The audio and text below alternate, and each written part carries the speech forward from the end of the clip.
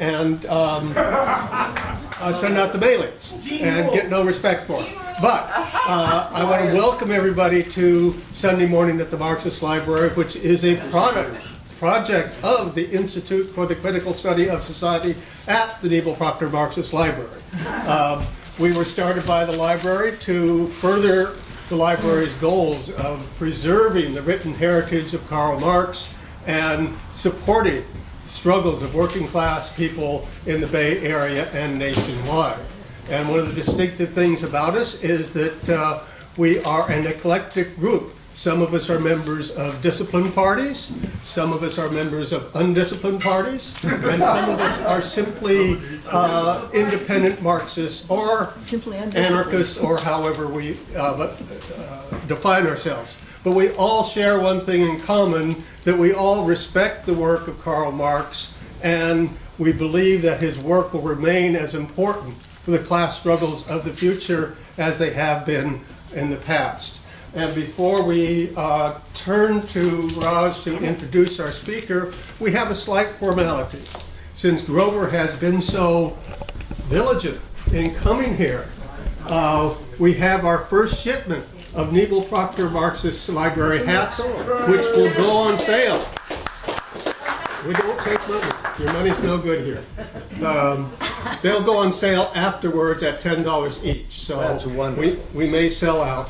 But at any rate, do you want me to wear it while I talk? We want you to wear it while you talk. Oh, great. And I should sell them out now and let everybody wear it while they listen to you. But everybody, it's great to have you. And this is a token of our appreciation for how much. That's wonderful. I'm so glad, because I was asking you about that. You were asking me, and I just happened to have some. It's wonderful. Okay, well, thank you. Thank you. Well, we want to get down to it, and so Raj, who also has a hat, will introduce his good friend and colleague, Grover, as soon as he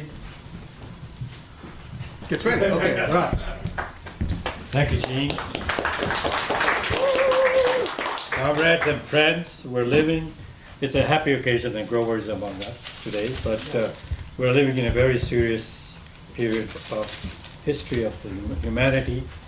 You can see the stable capitalism that we saw since 1950s until about 1970s has come unglued, and even the greatest powers now is kind of unstable.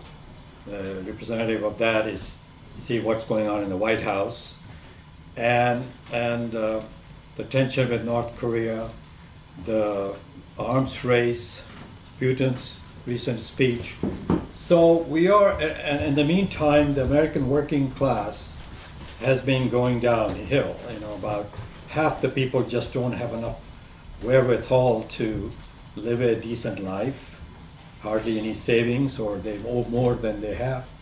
So in this period, while the communist movement in the United States has not galvanized a lot of people, in other words, it is, and part of it is to do with, in fact, quite a bit of it has to do with all the maligning and of history and distorting of history of socialism in general, and of Soviet history in particular, and of that, the Stalin era.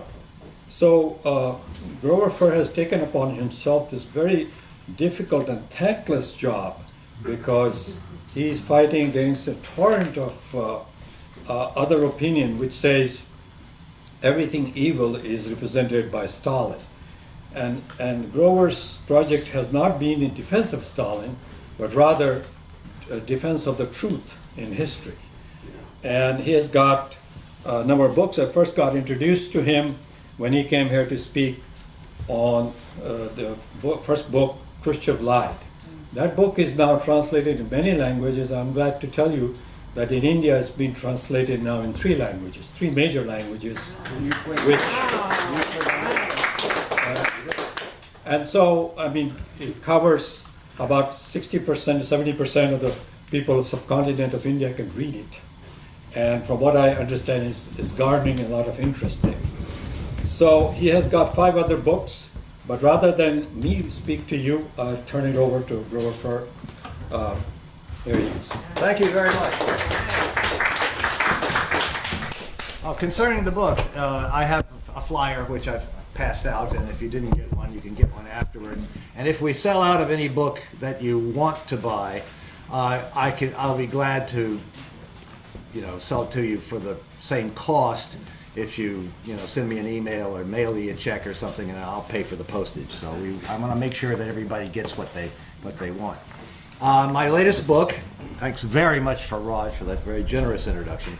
So my latest book is the subject of my talk today, and that book is titled Leon Trotsky's Collaboration with Germany and Japan.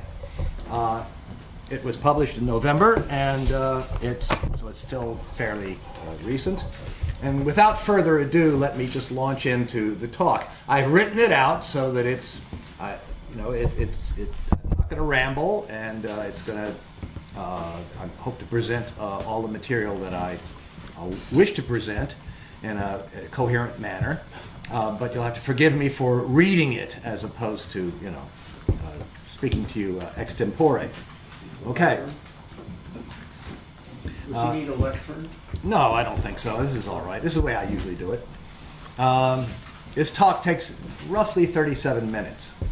Okay, I know, it's pretty long. Oh, I'm going to wait. Raj is going to